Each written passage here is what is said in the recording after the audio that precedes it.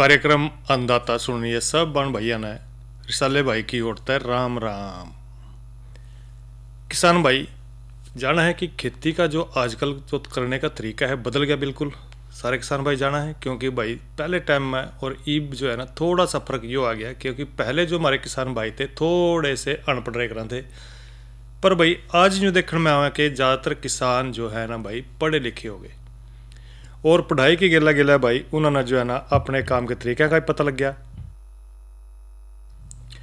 कि भी जो खेती की तकनीक है उसको बदलना बड़ा ज़रूरी है। क्योंकि अगर हम भाई खेती की तकनीक ना बदलेंगे और नवे नवे जो भी खेती के उसमें भाई आविष्कार हो रहे हैं, नए नए कृषि के यंत्र बन रहे हैं, क्योंकि किसान भाइयों को ही फ़ायदा है। एक तो भाई इसमें समय की बचत रहेगी, दूसरा भाई जो है ना धन की भी बचत रहेगी और उसका फ़ायदा बहुत रहेगा किसान भैया ना। और भाई जो नई तकनीक आ रही हैं जिस तरह के ड्रोन है भाई, बिल्कुल नवी तकनीक है, क्योंकि पहला तो भाई ड्रोन बिल्कुल भी नहीं थे। क्योंकि भाई नहीं देखे करा थे भाई खेत की रखवाल करना हो तो भाई चारों कानी खेत के फिरका देखे करा थे, पर आज जो है ना भाई जो तकनीक आई है ड्रोन की, और भाई ड्रोन जो है ना इसका जो हम खेती कर रहे हैं क्या फ़ायदा है। तो भाई सारे किसान भाई न्यू देखो कि जो पहले वाले किसान थे और अब के किसान में इतना अंतर जरूर आ गया कि जो खेती की उपज थी एक तो उसमें बढ़वार होगी, और भाई बढ़वार के गेला गेला भाई आमदनी ज़्यादा होगी, पैदावार भी देखो ज़्यादा हो रही है सारे जाना। क्योंकि भाई जो आधुनिक तकनीक है इसको बढ़ावा दिया जा रहा है और भाई जो किसान भाई हैं उनकी आय में भी बढ़ोतरी होने लग रही है। पर भी समय के साथ साथ जो हमारा खेती वाली जो बात करें तो इसमें बदलाव आया है। जहाँ पहला भाई किसान जो है ना फसलों की बुआई या कटाई करने के लिए भाई कई दिन लग जाए थे, लगे रहे थे महीना महीना फसल ना उठाने में, पर भाई आज जो देखा है कि जो कृषि के आधुनिक यंत्र आ गए तो भाई फसल जो है ना बस 10 दिन में जो है ना बड़ी मुश्किल से ले हैं किसान भाई 10 दिन में निपटा दे हैं। और अब देखा भी होगा अभी जो 10 दिन का सीजन था फटाफट जो किसान भाई जैसे ही जो है ना धान की फसल आई फटाफट जो है ना कंपाइन लगा करके भाई जो है ना सारी जो है ना फसल अपने खेत से उठा ली उन्होंने। और भाई इसी डाल जो है ना हम गेहूं की भी बात कर लें तो गेहूं की जो फसल है वो भी भाई 10-15 दिन के अंदर अंदर भाई सारी जो है ना फसल उठा लें किसान भाई। फिर तो नहीं सोचा भाई भूस रह गया उसने धीरे धीरे करके समेट लेंगे। पर ये तकनीक का कमाल है।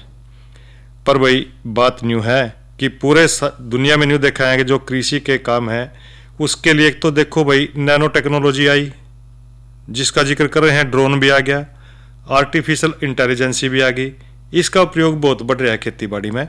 पर हमारे देश में जो है ना सरकार खेती का जो हमारा क्षेत्र है उसमें तकनीक का उपयोग बढ़ाने में जोर लगा रही है। क्योंकि भाई ड्रोन के इस्तेमाल से जो किसान भाई हैं एक तो नया खेती करने में मदद मिलेगी, दूसरी बात ड्रोन की सहायता से भाई बड़े क्षेत्रफल में कुछ ही मिनटों में जो है ना वो खाद हो या भाई कीटनाशक हो या और कोई दवाई छिड़कनी हो वो कर सका है। एक तो इसमें क्योंकि ड्रोन का काम तो भाई ऊपर उड़ा है और अपना सारे में फटाफट छिड़किया हुआ, पर भाई आदमी ने जो है ना टाइम लगे करा था। और इस तरह भाई जो है ना न्यू ना सोचो भाई किसान का, बल्कि किसान की आमदनी भी जो है ना बढ़ रही है, लागत कम आने लग रही है, समय और श्रम के भाई मेहनत की भी बचत होने लग रही है। ड्रोन का देखो खेती में बहुत उपयोग है, बड़ा महत्व है इसका। क्योंकि भाई खेती में ड्रोन का इस्तेमाल से जो है ना फसलों पर एक तो कीटनाशकों का छिड़काव करना और किसानों के लिए भाई जो है ना बड़ा आसान हो गया। क्योंकि ड्रोन इस काम को पारंपरिक जो हमारा तरीका है उसकी तुलना में बड़ी जल्दी और अच्छी तरीके से वो स्प्रे कर दे है, दवाई छिड़क दे है। दूसरी बात यह है कि इसकी मदद है भाई जो फसल के नुकसान का जो आकलन है आसानी से कर सके हैं। और ड्रोन का भाई अगर हम प्रयोग खेत में करें तो इससे नहीं पता लग जाए कि जो पानी देवे हैं खेत में या निगरानी रखी जा सके कि कहाँ कहाँ पानी ज़्यादा रहा भाई कहाँ कम हो रहा, ड्रोन के लिए देख सको हो भाई। क्योंकि ड्रोन में लगे जो मल्टी स्पेक्ट्रल जो सेंसर हैं उन क्षेत्रों का पहचान कर सका है जो सूख के रह गए। इसकी उपयोगिता भाई किसान खेत के जो पूरे के पूरे जो है ना क्षेत्र में बेहतर तरीके से सिंचाई कर सका है। ड्रोन का उपयोग भाई फसल स्वास्थ्य की निगरानी करने में भी कर सको हो, क्योंकि इसका उपयोग भाई फसल का जो नुकसान हो रहा है उसका आकलन में भी कर सका है। और इसमें लगे जो सेंसर हैं उसकी मदद से किसान पता लगा सका है कि भाई जो खेत में कौन से भाग में ज़्यादा फसल ज़्यादा नुकसान हो रहा है और कौन से में कम। कई बार देखा है कि कहीं कीड़ा लग जाए फसल में उसका पता ही नहीं चलता, तो भाई ड्रोन की सहायता से इन चीज़ों की जो है ना पूरी जानकारी मिल सके है। साथ ही खरपतवार कड़ा कड़ा हो रहा है भाई इसकी जानकारी, संक्रमण कड़ा हो रहा है उसकी जानकारी। तो भाई ये सारी बातें जो है ना ड्रोन की सहायता से किसान भाई पता लगा सके हैं।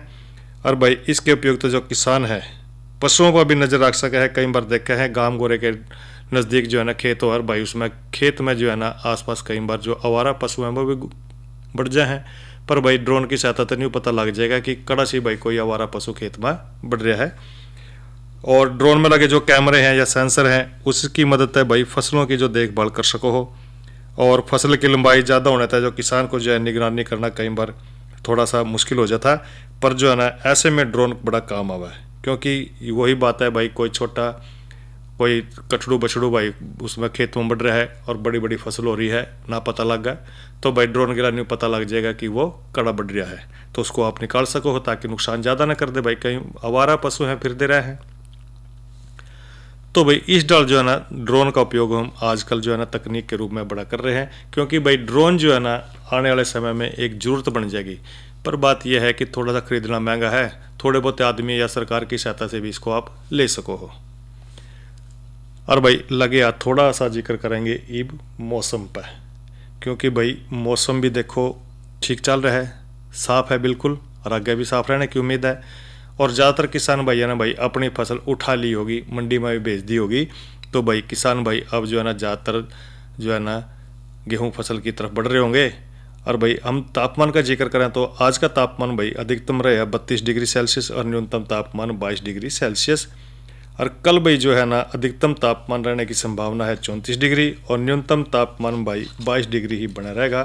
और कल भाई दिन मंगलवार है, मंगलवार ना सारे किसान भाई जाना है, कार्यक्रम हमारा रहा है फोन इन।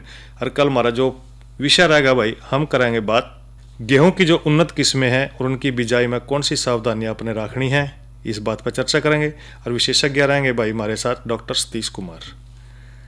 और भाई बात देख रहे होंगे मनोरंजन की, पहला भाइयों का कराएंगे मनोरंजन और भाई चर्चा न्यूए जारी रखेंगे। तेरा फर्ज हुआ पूरा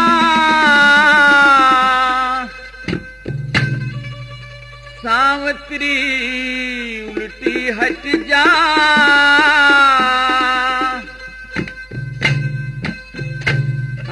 बिना पति के धर्मराज मेरी चुप करे जिंदगी कटे जा। तेरा फर्ज हुआ पूरा सावत्री उल्टी हट जा, बिना पति के धर्मराज मेरी चुप करे जिंदगी कटे जा। सत्यवान के सिवा मांग ले हर गज भी ना टाल करूं, पहले बचन भरो भगवन में आगे फिर सवाल करूं। सच्ची सती सावत्री से तू मैं भी तेरा ख्याल करूं, जवान अवस्था जति पति बिन मोक्ष बता किस डाल करूं। भले बुरे कर्मों का लेखा जो थारे आगे छट जा, छुट्टा मौका जाल जगत में एक दिन तेरा पच जा। तेरा फर्ज हुआ पूरा सावत्री उल्टी हट जा, बिना पति के धर्म राज मेरी चुप कर जिंदगी कटे जा। और फिर यमराज सावित्री को 3 वचन देने की हाँ भर लेता है। तो सावित्री पहले वचन में क्या मांगती है?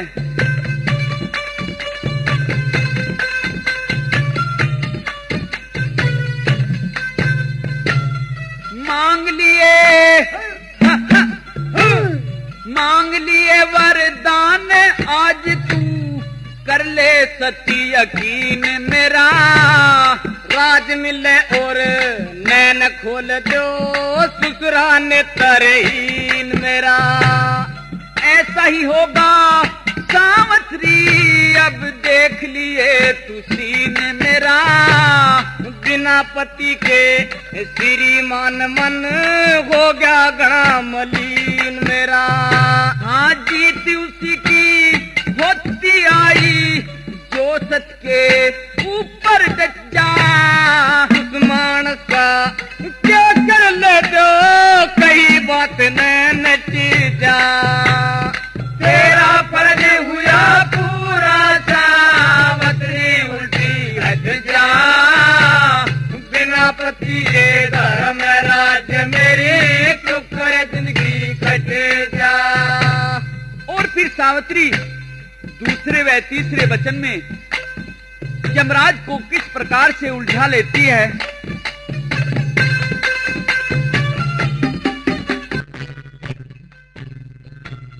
सोच फिकर को छोड़ सकी जो सारी चिंता दूर करो।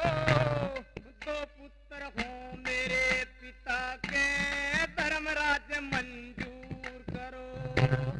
दो भाई तेरे हो जाएंगे खुशी आज भरपूर करो। एक पुत्र हो मेरे उधर से तेजस्वी और सूर करो। देता हूँ वरदान सती सब काया का तेरा दुख कट जा। कैसे होगा पुत्र मेरा जब पति अलहदा पट जा। तेरा फर्ज हुआ पूरा सावतरी उल्टी हट जा। बिना पति के धर्म राज मेरी चुप जिंदगी कट जा। लेकिन सावित्री कहती है कि महाराज आप एक तरफ तो मेरे पति के प्राण ले जा रहे हैं और दूसरी ओर मुझे पुत्रवती होने का वरदान देते हैं, तो ये कैसा इंसाफ है। तो यमराज क्या कहते हैं।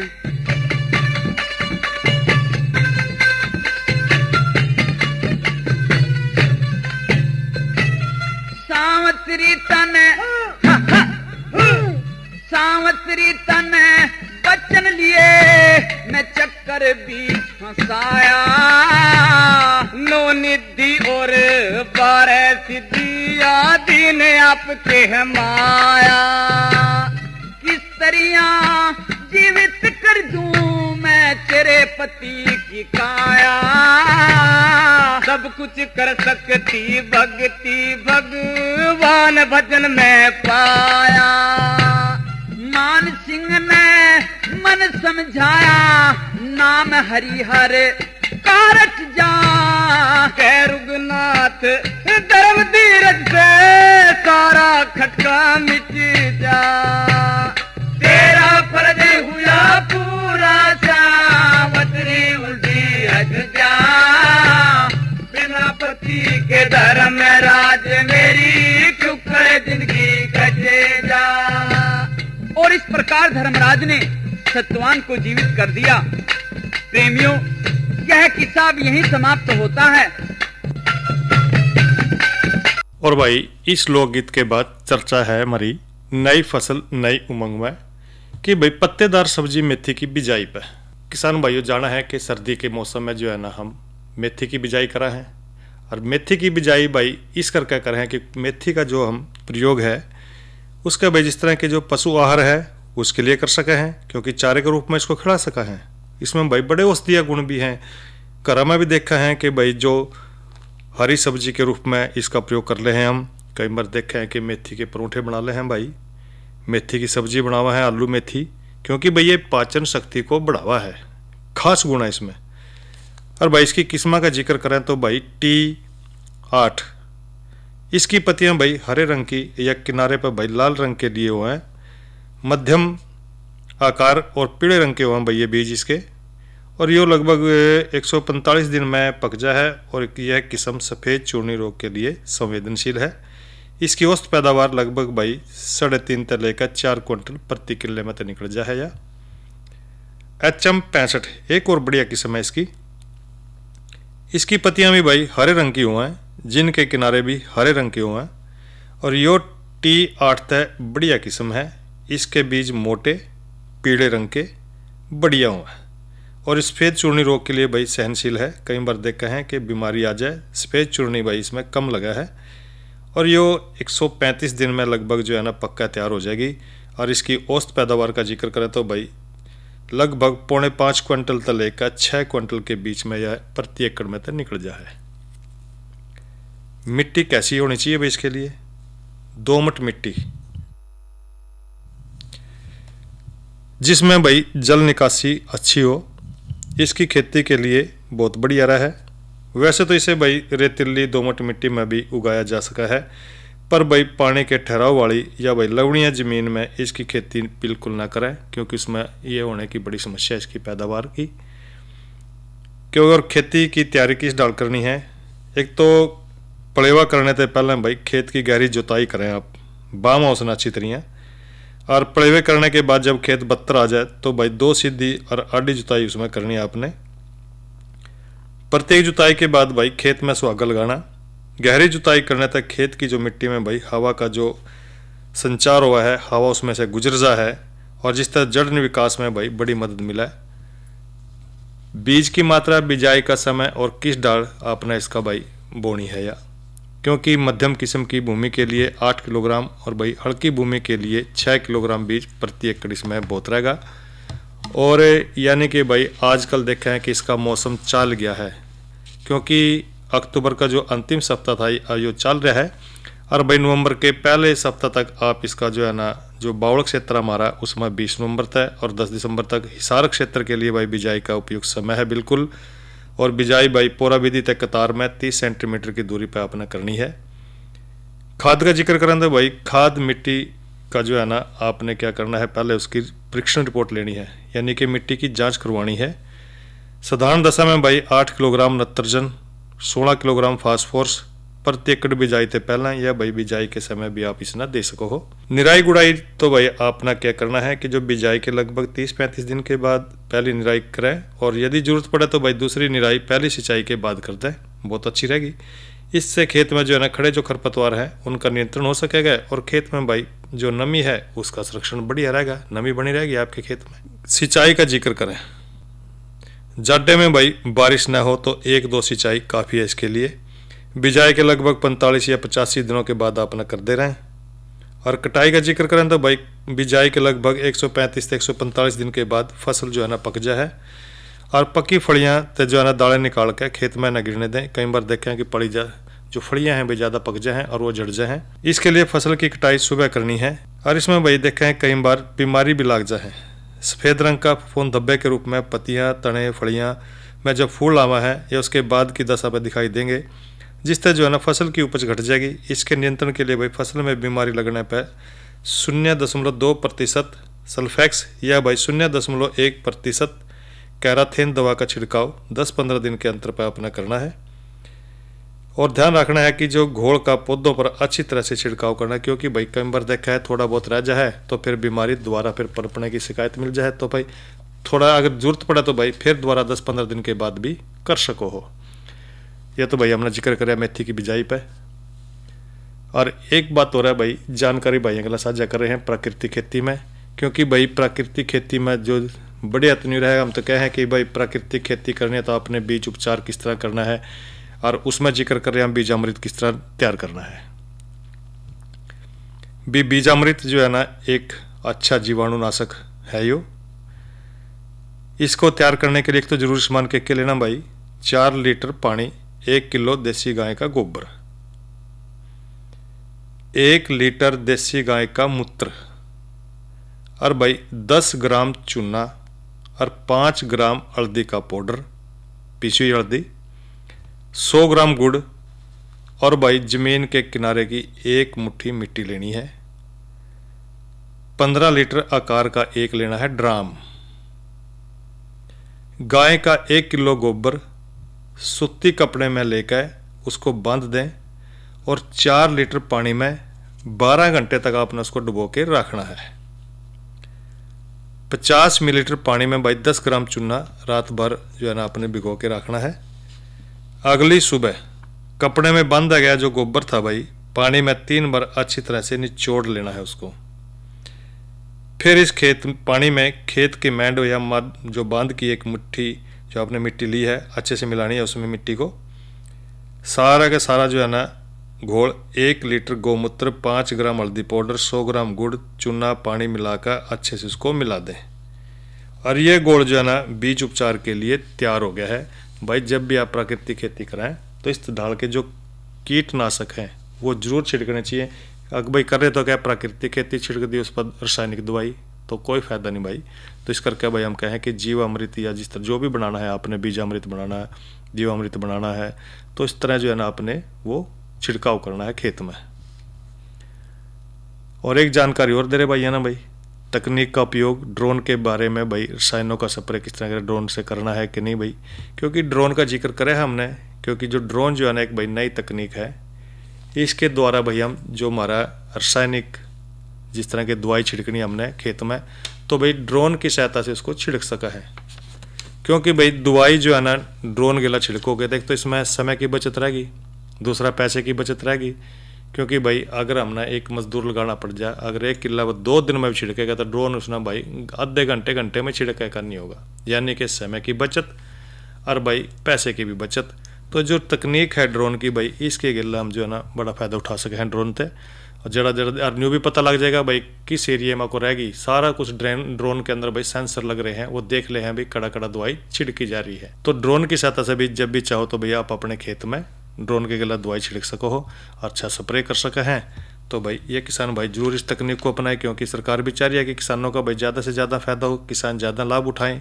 ऐसी जो नई नई तकनीक आए हैं और उनकी आमदनी भी अच्छी हो भाई, बढ़ोतरी हो। और एक जानकारी भाई आगे और दे रहे हैं, क्योंकि आजकल चल रहा है सीजन भाई धान का, और फसल अवशेष प्रबंधन में भाई पराली प्रबंधन की सही राय क्या है। किसान भाई जाना तो है भी क्या करना चाहिए फसल अवशेषों का। कई बार देखा है कि किसान भाई अपने खेत में आग लगाते हैं, वो पराली का प्रबंधन नहीं है, वो क्या है वातावरण का दूषित होना।